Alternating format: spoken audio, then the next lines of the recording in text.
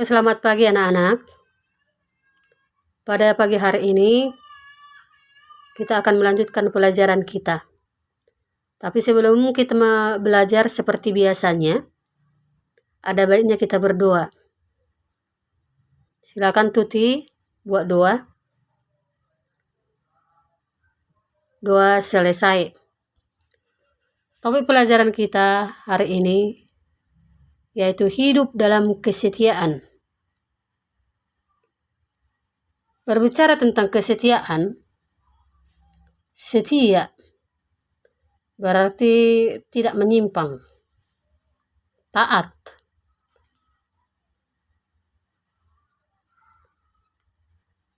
Kita perhatikan lagi di sini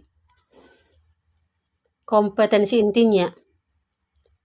Yang pertama, satu, mengidentifikasi sebanyak mungkin hal yang boleh dipahami, dimulai dari pertanyaan faktual sampai pertanyaan bersifat hipotetik yang berkaitan dengan hidup dalam kesetiaan. Yang kedua, menjelaskan hidup dalam kesetiaan dan manfaat hidup dalam kesetiaan. Yang ketiga, membuat kesimpulan tentang hal-hal yang harus dipelajari terkait hidup dalam kesetiaan. Kita lanjutkan. Perhatikan ke depan.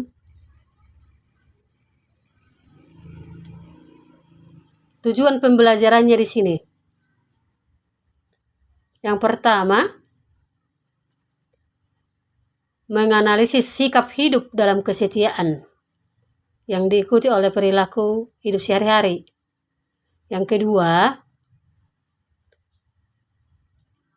mengevaluasi penghayatan terhadap kasih Allah kepada semua orang melalui hidup dalam kesetiaan.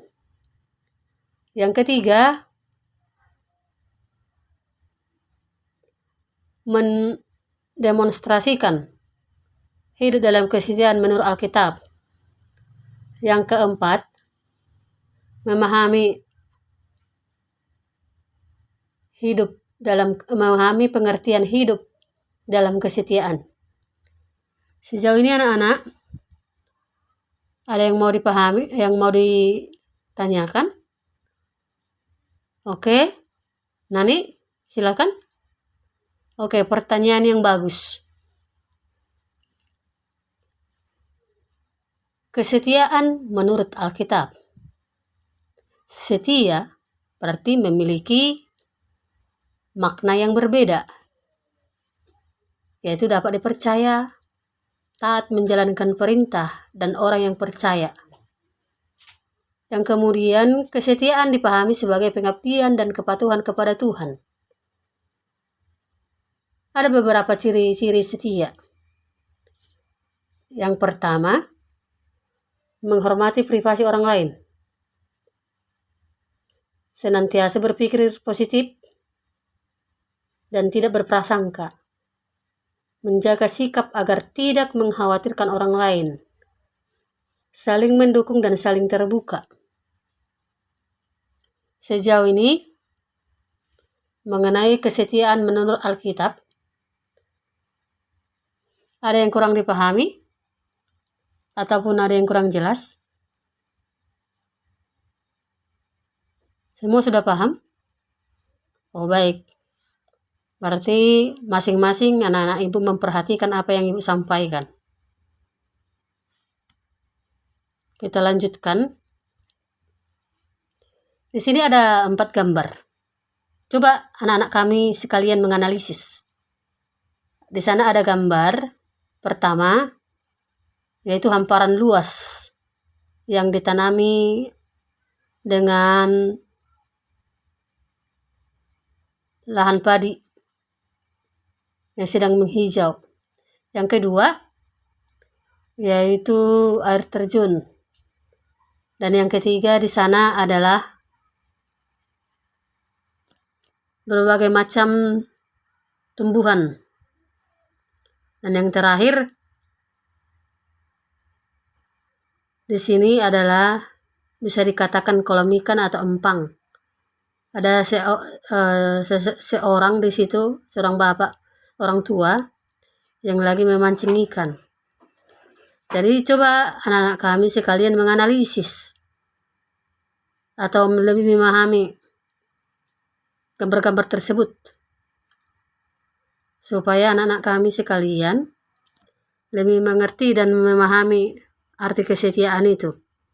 Karena ketika kita setia dalam hal-hal kecil, tentu kita akan setia dalam hal-hal yang besar. Ada yang sudah dapat menyimpulkan gambar tersebut? Silakan kerja.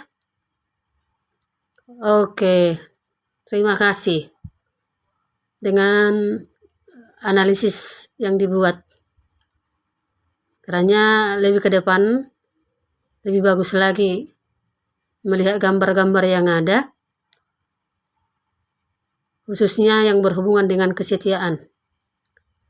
Dan jelas di situ di judulnya Ibu buat di sana pemandangan yang indah.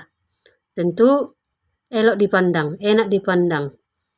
Jadi ketika kesetiaan itu tercermin dalam diri kita sendiri, kesetiaan kepada Tuhan, kesetiaan kepada pasangan, kesetiaan kepada pekerjaan, tentu suasana akan terasa indah, terasa enak, terasa nyaman. Jadi setelah Ibu memberikan kesempatan kepada anak-anak Ibu untuk menganalisis, tentu dari gambar tersebut sudah bisa dipahami.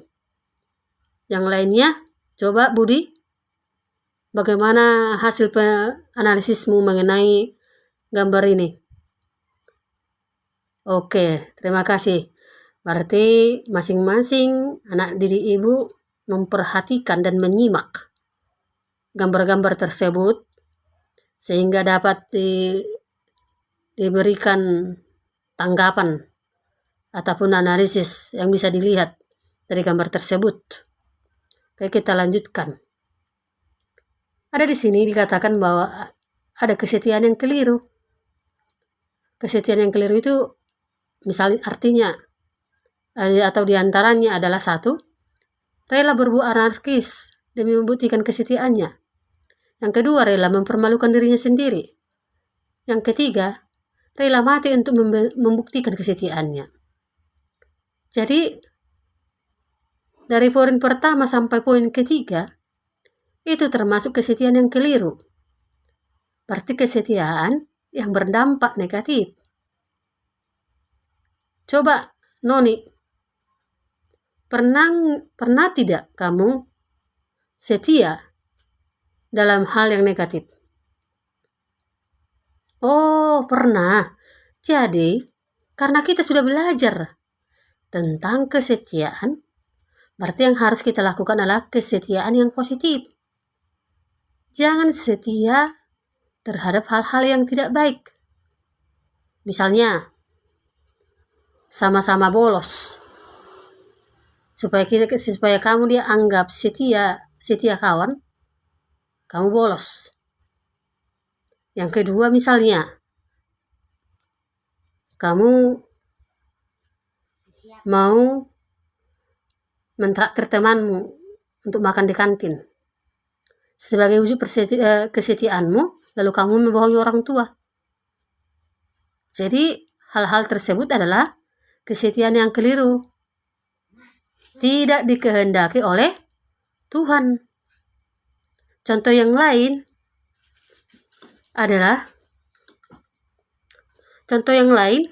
adalah bahwasannya kesetiaan itu jangan kesetiaan yang salah, yang tidak dikehendaki oleh Tuhan. Paham? Paham anak-anak Ibu? Oke. Berarti masing-masing sudah paham. Kita lanjutkan. Ada Ibu tulis di sini, ada di slide-nya ini nats Alkitab yang berhubungan dengan kesetiaan. Yaitu tertulis dalam Mazmur 103 ayat 4. Tuhan adalah penyayang dan pengasih, panjang sabar, dan berlimpah kasih setia. Tuhan adalah penyayang dan pengasih, panjang sabar dan berlimpah kasih setia.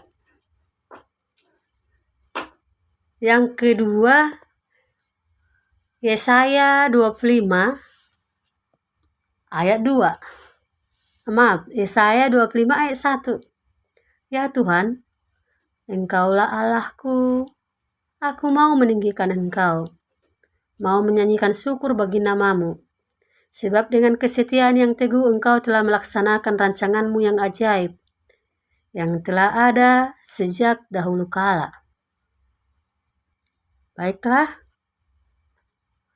ada banyak lagi nats Alkitab yang berhubungan dengan kesetiaan.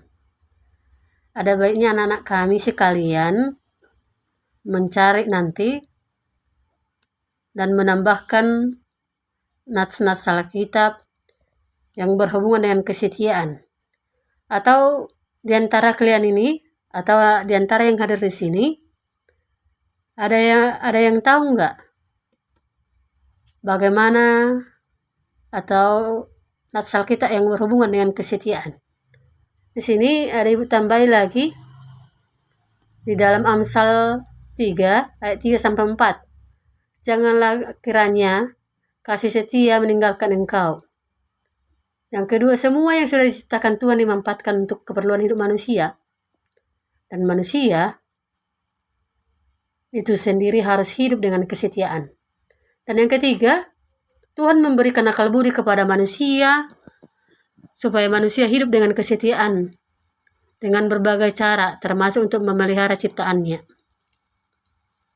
Jadi sama seperti yang Ibu katakan tadi, bahwa setia atau kesetiaan itu banyak kita temukan di Alkitab. Jadi istilah kesetiaan di Alkitab itu sering diungkapkan. Makanya anak-anak kami biar lebih paham dan lebih banyak pengetahuannya tentang kesetiaan di dalam Alkitab, silakan tambahi lagi, pelajari lagi, dihafalkan lagi, terutama dilakukan dalam kehidupan sehari-hari. Oke, selanjutnya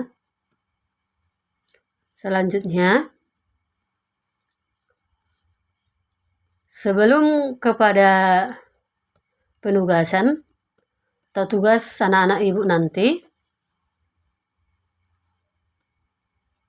kesimpulan dari pelajaran kita adalah menjaga, memelihara, merawat, dan melestarikan alam ciptaan Tuhan adalah tugas dan tanggung jawab kita semua. Itu kita lakukan syukur kita atas alam yang sudah Tuhan ciptakan. Karena itu, sebagai manusia yang hidup dalam kesetiaan, dapat kita lihat dari cara-cara atau dari cara hidupnya menghargai alam semesta. Yang terakhir, sebelum kita berdoa, ada penugasan atau tugas atau PR-nya di rumah yang mau ibu buat supaya kamu atau masing-masing anak didik ibu lebih paham, lebih mengerti dengan kesetiaan. Yang pertama di sini, buatlah beberapa cara yang harus dilakukan untuk hidup dalam kesetiaan. Yang kedua, buatlah sebuah doa yang isinya tentang permohonan kepada Tuhan dalam kesetiaan. Yang ketiga, coba analisis bentuk kesetiaan kepada Tuhan sebagai wujud dan rasa syukur. Jadi, ini adalah PR anak-anak kami nanti minggu depan dikumpulkan. Jadi kalau kurang paham dengan soal yang ibu kasih, silakan ditanyakan. Kok yang lain ada yang mau ditanyakan sejauh pelajaran kita hari ini? Ya, Putri? Oh, jelas? Oke, jelas. Oke, sebelum kita mengakhiri pelajaran kita, karena waktu sudah mau habis dan berakhir, ada baiknya kita tutup dengan doa. Yang membuat doa, Loli. Silakan Loli. Oke, doa selesai. Demikianlah pembelajaran kita hari ini. Minggu depan kita lanjutkan. Selamat pagi.